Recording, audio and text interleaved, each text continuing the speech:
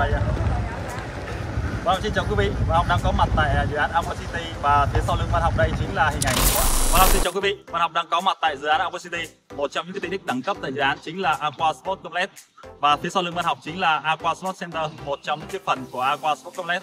Tại đây có rất nhiều cái tiện ích dành cho cư dân và đây là một trong những cái điều cư dân rất là đón chờ. Và ở video này thì Văn Học sẽ cùng quý vị sẽ đi khám phá tại đây có những tiện ích gì quý vị. Mời quý vị và Văn Học cùng đón xem. Aqua City đang bừng sức sống từng ngày khi những tiện ích an cư cũng như tiện ích điểm đến được hoàn thiện đúng cái tiến độ. Một trong những tiện ích đẳng cấp vừa được hoàn thiện chính là Aqua Sport Center, mang đến một cái lực hấp mạnh mẽ đối với nhà đầu tư cũng như những cư dân tương lai. Sở hữu quy mô hoành tráng gần 10.000 m² diện tích sàn, khu vực trong nhà và 2.000 m² diện tích. Và ở đây tầng 1 sẽ là gì? Tầng 1 chính là khu bowling, một trong những cái khu vui chơi thể thao dành cho cư dân cũng như là khách hàng. Hiện nay khi khách hàng xuống dự án Aqua City mà khách hàng muốn trải nghiệm cái dịch vụ này thì là hoàn toàn miễn phí nha quý vị. Quý vị có thể trải nghiệm đánh bowling theo cái tiêu chuẩn của Mỹ á. Các cái đường băng cũng như các cái khu vực dịch vụ phòng chờ thì hiện nay cũng rất là sang xịn nha quý vị. Quý vị có thể đến đây trải nghiệm dịch vụ này. Thì dịch vụ này thì có thể hướng đến rất nhiều khách hàng đối tượng là những người trẻ. Tuy nhiên thì người lớn vẫn có thể tham dự những cái món này. Thì đây là một trong những cái tiện ích vui chơi mà nói chung cảm thấy mình thấy thoải mái là được. Trò chơi bowling là một trò chơi đã xuất hiện từ rất lâu đời tại Ai Cập. Theo một số nghiên cứu và kết quả khảo cổ, người ta đã chứng minh rằng bowling có lịch sử hình thành từ những năm 3200 trước công nguyên. Trải qua bao nhiêu giai đoạn, bao nhiêu sự thay đổi và đến hiện nay bowling vẫn tồn tại. Bây giờ bowling đã được công nhận là một trò chơi chính thức được tổ chức ở các cái giải đấu. Tất nhiên không phải tự nhiên mà trò chơi này được nhiều người yêu mến như thế. Thì cái lợi ích của trò chơi là gì? Thì Văn Học sẽ chia sẻ với quý vị ba cái lợi ích sau. Đầu tiên là giúp giải tỏa căng thẳng. Thì thực sự là trong công việc, cuộc sống thì không thể tránh khỏi những cái việc căng thẳng. Thì môn này sẽ giúp chúng ta giải thoát qua được những cái căng thẳng đó. Cái thứ hai là giúp tăng cường cơ bắp. Chắc chắn rồi, những quả bowling này thì nó không hề nhẹ quý vị. Tuy nhiên thì chúng ta sẽ sử dụng nó thường xuyên thì giúp tăng cường cơ bắp, đó là chuyện bình thường. Thứ ba đó là giúp giảm béo, đốt cháy calo hiệu quả. Thì đây chắc hẳn là rất là nhiều người biết rồi. Chúng ta vận động thể thao là chắc chắn chúng ta sẽ phải đốt calo rồi. Thì đây cũng là một trong những cái môn thể thao mà giúp chúng ta sẽ có nhiều lợi ích. Tiếp theo Văn Học sẽ cùng quý vị đi đến với cái tầng 2. Đó tầng 2 dành cho City Gym. Thương hiệu dẫn đầu về phong cách sống. Được thành lập từ năm 2018, đến nay City Gym đã có 7 chi nhánh tại thành phố Hồ Chí Minh và phục vụ hơn 100.000 khách hàng. Cơ sở vật chất, trang thiết bị tối tân từ các cái thương hiệu hàng đầu thế giới. Đội ngũ huấn luyện viên chuyên nghiệp, giàu kinh nghiệm, mang đến nhiều trải nghiệm tập luyện thú vị, đáp ứng được cái mong muốn về vóc dáng và sức khỏe dành cho người Việt. Đặc biệt, City Gym là thương hiệu fitness đầu tiên mang không gian xanh vào phòng tập, cho quý vị cảm nhận cái sự trong lành, nhẹ nhàng và thư thái. 5 lý do để khi quý vị về Aqua City và quý vị sẽ lựa chọn City Gym.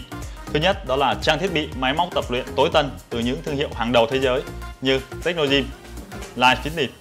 Thứ hai, phòng tập tiên phong, trang bị sàn tập luyện đó là sàn cao su không thở, sàn không mùi và không trượt.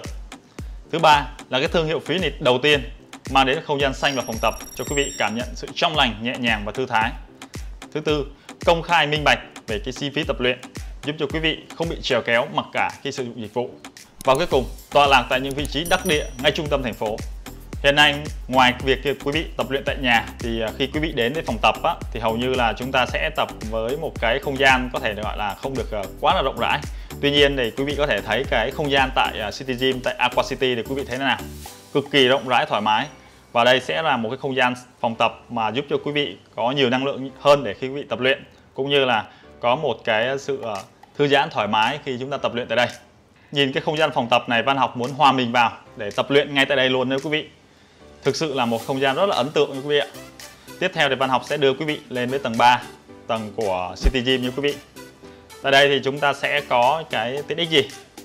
Vâng, một cái màu sắc khác biệt hoàn toàn như quý vị. Quý vị thấy thế nào?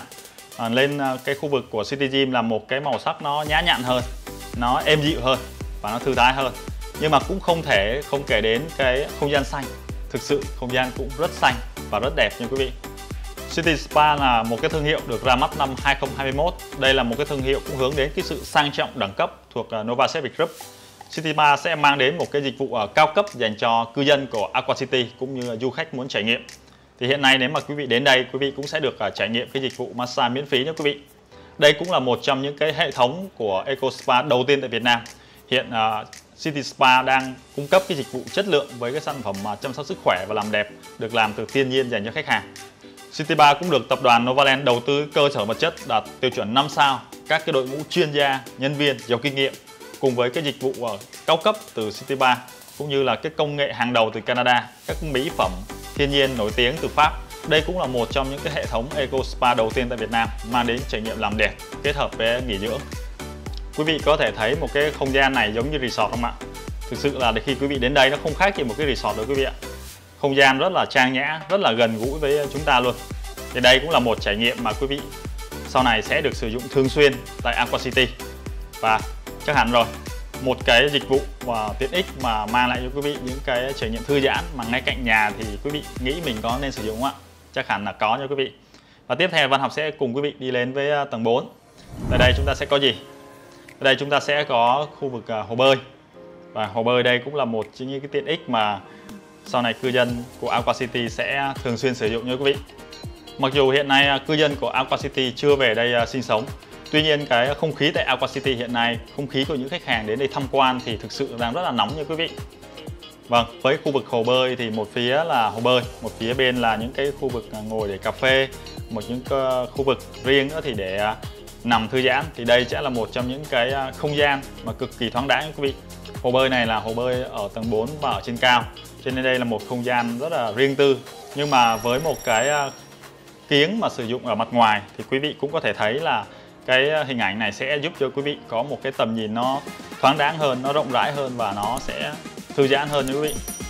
Chúng ta cùng dạo qua một vòng khu vực hồ bơi này để quý vị cảm nhận cái không khí náo nhiệt sau này khi về với Aqua City. Cũng có rất nhiều thắc mắc của khách hàng á, là hồ bơi như thế này rồi sau này mà Aqua về đây, cư dân mà khi về Aqua đây thì nhiều như vậy thì liệu có đủ để khách hàng sử dụng hay không? Thực sự là Aqua cũng không có riêng chỉ có một cái khu vực này là hồ bơi nha quý vị, còn rất là nhiều các cái khu vực hồ bơi khác nữa, nên quý vị cứ yên tâm về cái việc mà tiện ích ở đây thì quý vị có rất là nhiều sự lựa chọn nha quý vị. Rồi tiếp theo thì Văn Học sẽ cùng quý vị đi đến một cái khu vực theo quý vị nghĩ là khu vực gì nhỉ? Văn Học sẽ đưa quý vị đến khu vực yoga. Vẫn là một cái hình ảnh rất là nhiều mảng xanh tại đây. Đây, trước mặt chúng ta chính là khu vực yoga. Nhưng mà trước khi đi vào khu vực đó thì Văn Học sẽ dẫn quý vị đi ra một cái khu vực bên ngoài. Khu vực này có thể gọi là một cái khu vực cà phê gì đó cũng được. Đây là khu vực ở ngoài trời nha quý vị. Quý vị thấy thế nào? Không gian là cực kỳ thoáng đãng luôn. Đây là một trong những cái không gian để quý vị có thể tận hưởng một cái không khí trong lành tại Aqua, cũng như là sau những cái thời gian để tập luyện, bơi lội hay gì là quý vị có thể ngồi đây nhâm nhi ly cà phê để cảm thấy thoải mái hơn. Thì đây là một không gian cực kỳ ấn tượng mà nằm trong tại Aqua Sports Center. Chắc hẳn cũng nhiều khách hàng cũng chưa có dịp đến chỗ này đâu. Thì qua video này thì Văn Học cũng truyền tải để quý vị nắm được là Aqua sẽ có rất nhiều điều thú vị mà sau này khi quý vị về đây sinh sống quý vị sẽ cảm nhận. Còn đây là không gian của khu vực yoga. Quý vị thấy thế nào ạ? Rất là rộng rãi, sàn sử dụng sàn gỗ rất là ấm cúng luôn. Và cũng vẫn không thể thiếu được những cái mảng xanh. Những cái màu sắc của những cái mảng xanh này sẽ giúp cho quý vị cảm thấy thư giãn và yêu đời hơn khi chúng ta tập yoga tại đây. Đây có một cái mà Văn Học cảm nhận cực kỳ ấn tượng, đó là mặc dù cái khu vực này chưa có hoạt động nhưng mà khi Văn Học đến đây á thì máy lạnh vẫn mở thường xuyên nha quý vị, nên cực kỳ là mát mẻ luôn. Cho nên không biết là khi mà quý vị xuống quý vị sẽ cảm thấy thế nào. Wow, một không gian quá là rộng lớn luôn. Cái này thực sự là rộng như thế này thì không biết là bao nhiêu người ngồi luôn nữa quý vị.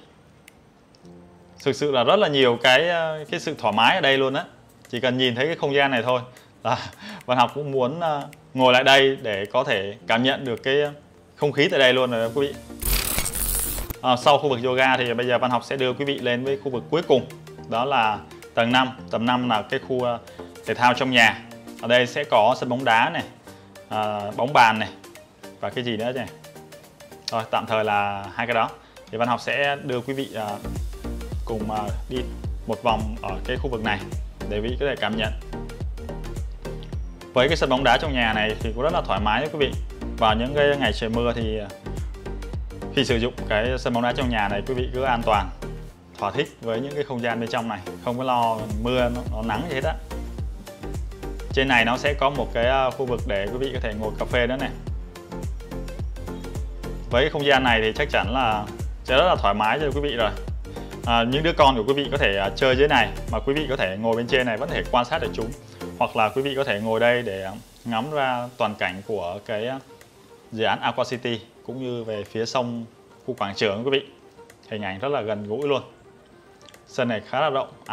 Đây còn có cả sân cầu lông nữa quý vị. Quý vị có thể vừa nhìn thấy hình ảnh vừa rồi đó. Đấy là cầu lông. Còn phía xa chính là sân bóng đá.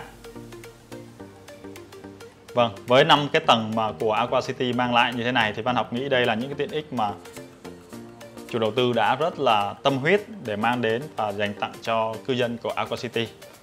Văn Học cũng đã gửi đến cho quý vị những cái hình ảnh của Aqua Sports Center rồi.